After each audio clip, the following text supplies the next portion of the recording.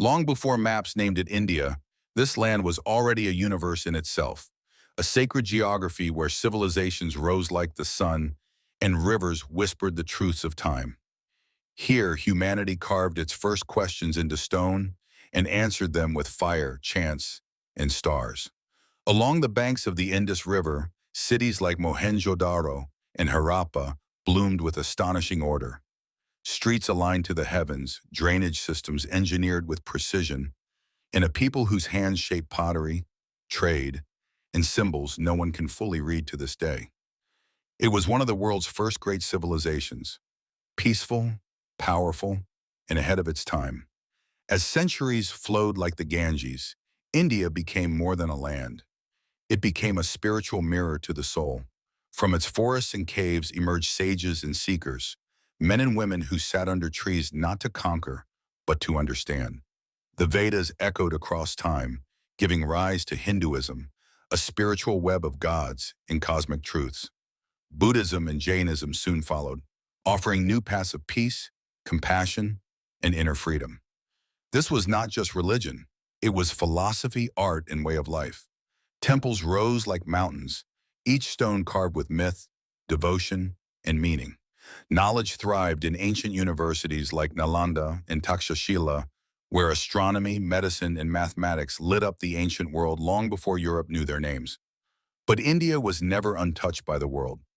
Waves of conquerors came, Persians, Greeks, Huns, Turks, and India absorbed them, not with destruction, but with transformation. Great empires like the Mauryas and Guptas turned the land into a stage of culture and tolerance.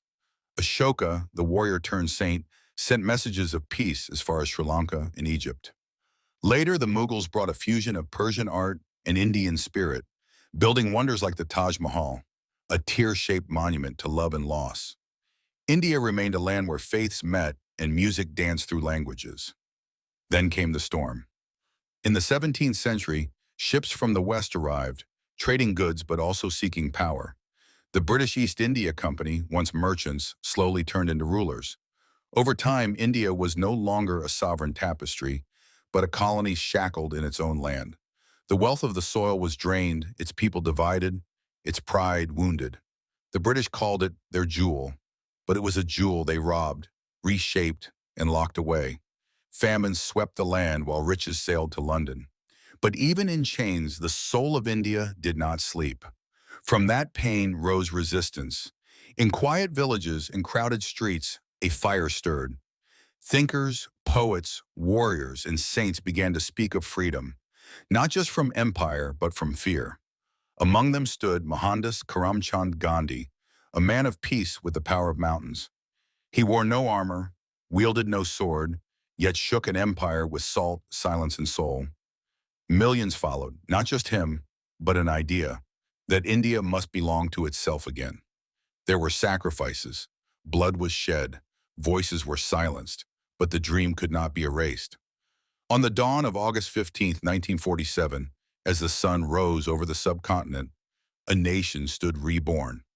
India was free, not just in law, but in spirit.